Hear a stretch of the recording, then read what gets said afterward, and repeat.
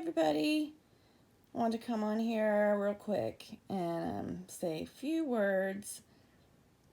First of all, I want to thank everyone who has contributed to the Faces of Kratom so far. I really appreciate it. It's super fun and empowering, and I think with all of us coming together like that, we're going to change people's minds and their views. And that's what we want. We want to get inside people's heads and make them see the truth about this plant kratom, because there's just so much misinformation, so many lies. It's a really big mess. It's unbelievable. It's hard not to let it make you angry. um, but yeah, there's a few things that drive me crazy. Lately, if you want to go to YouTube, Dr. B's podcast with Mac Haddo, it was good. I mean, Mac Haddo is phenomenal. I love you, Mac, and always on your side. And Dr. B, I mean, I don't want to bash him, but I think, he's misinformed. But I was just commenting on that podcast and replying to some people, and it's sad to me, because what I find a lot, that either the general public who has never taken kratom, they either have this wrong idea about it because they hear other people bash it. And so, nothing's perfect in this world. Kratom is the closest thing to being perfect, but everything has side effects. And like this last article I wrote in the blog, Southeast Beautiful, I mentioned that, the FDA, medications, in order for medications to be approved, and as a nurse, they drilled this into our heads, learning pharmacology and all that. In order for, medications to be approved, of course, they're studied long-term for a long time. Human trials are performed, yada, yada, yada, but the benefits have to outweigh the risk. Now, there are a lot of negative side effects that are a possibility to every single prescription medication. You take out the list, and there's there's tragic side effects that are a possibility. However, the reason why they can even approve it and let a person take it is because the benefits outweigh the risk. That is how they get away with that. So what blows my mind is, here we have kratom, and people aren't dying from kratom. It's safe.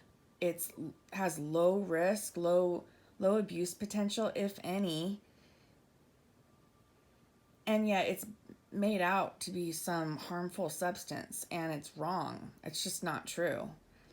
And shame on psychologists and psychiatrists, because they should be speaking up about kratom.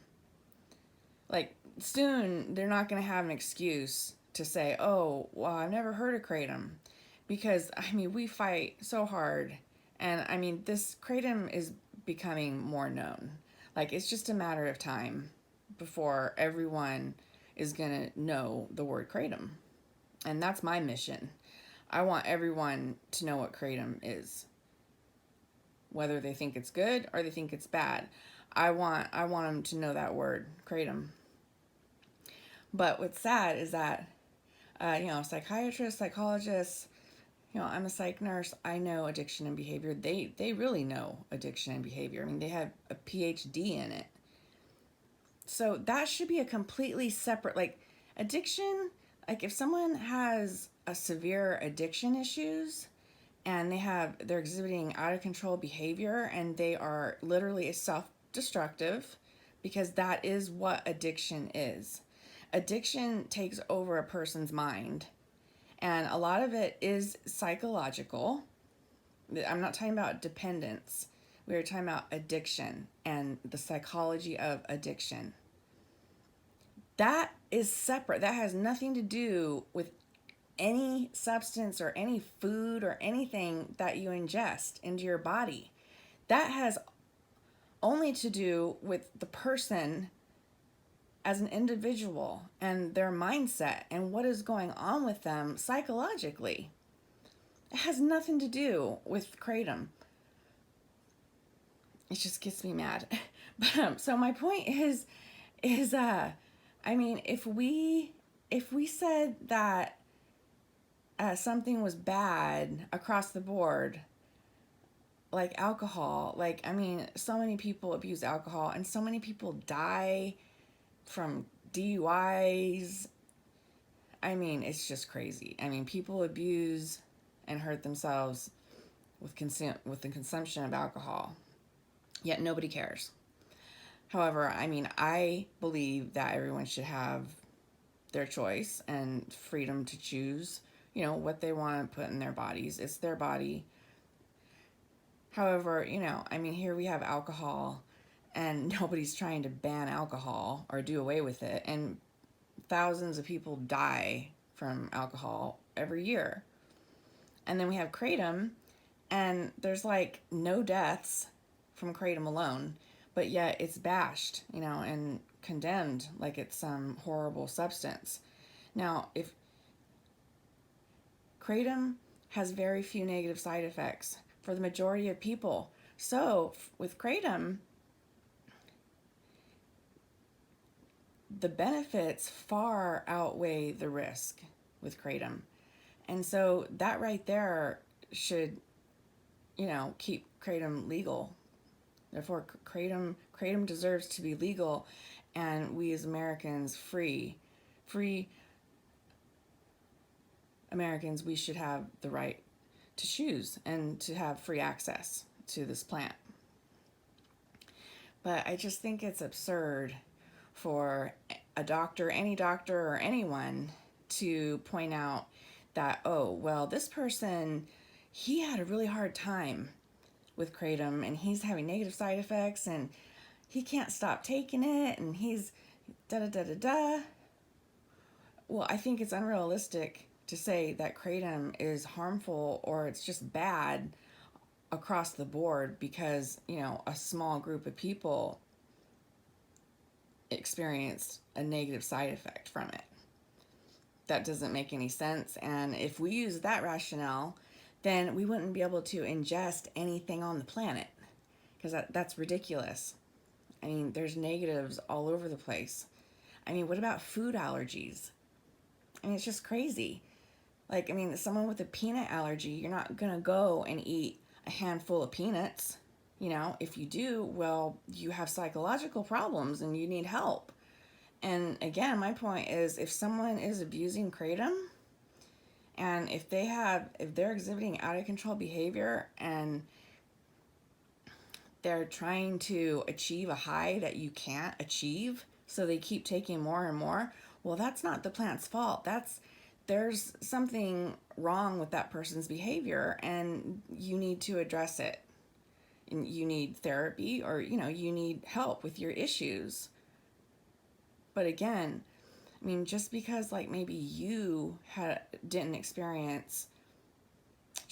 didn't have a good experience with Kratom, it doesn't mean that, you should be so selfish now to bash this plant and say it's not good for anyone.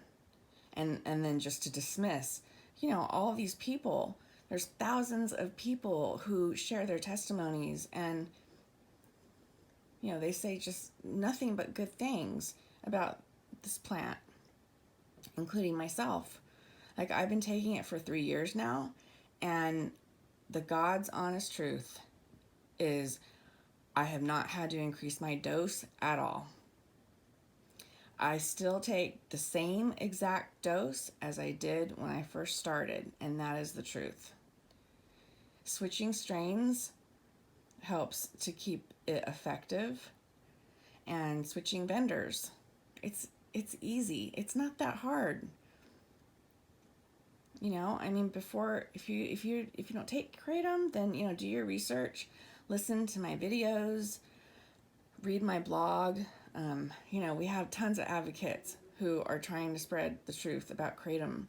Misty Brown, she's always fighting hard. She's on YouTube. You know, we're all on Facebook, Twitter. You can message us. You know, my inbox is opened always. But again, you know, it's also great if you can take breaks. Some people can't take breaks because they don't have anything to fall back on. So they can't, like, you know, alternate between something. But that's very helpful also. Because again, yes, Kratom, it does have some addictive properties. It's not much though. And people get mad at me when I compare it to caffeine. Well, you know what? If you took caffeine like 3 or 4 times a day, you'd probably develop the same type of issues. I mean, it's not that big a deal. It doesn't have to be a problem unless you make it. But again, if you know, you shouldn't be relying on Kratom to mask like your problems or something. I mean, it's one thing if you got therapy and you have like residuals and you're dealing with chronic anxiety and chronic depression. That is light. I mean, still, you know, always consult a physician. I'm not a doctor. You know, I'm going off my experience, my personal experience, and my training and credentials as a psychiatric nurse. But still, I mean, you gotta consult a physician. And never just stop your medication without consulting a physician either, because that's important. I mean, a lot of these antidepressants and anti-anxiety meds, they will cause you to withdraw. They're some of the hardest medications. Psychotropics are the hardest meds to quit because they change the chemistry in your brain. They literally change the wiring neurologically. So those are really tough. The longer you're on psychotropics, the harder they are to stop. But I mean, it can be done. It's just definitely. Anyways, love you guys, and I hope you enjoy my YouTube videos. I'm trying to make more of them. And help me fight to keep this plant legal. Let's keep spreading the truth about Kratom mitrigyna speciosa. Okay, love ya. Bye.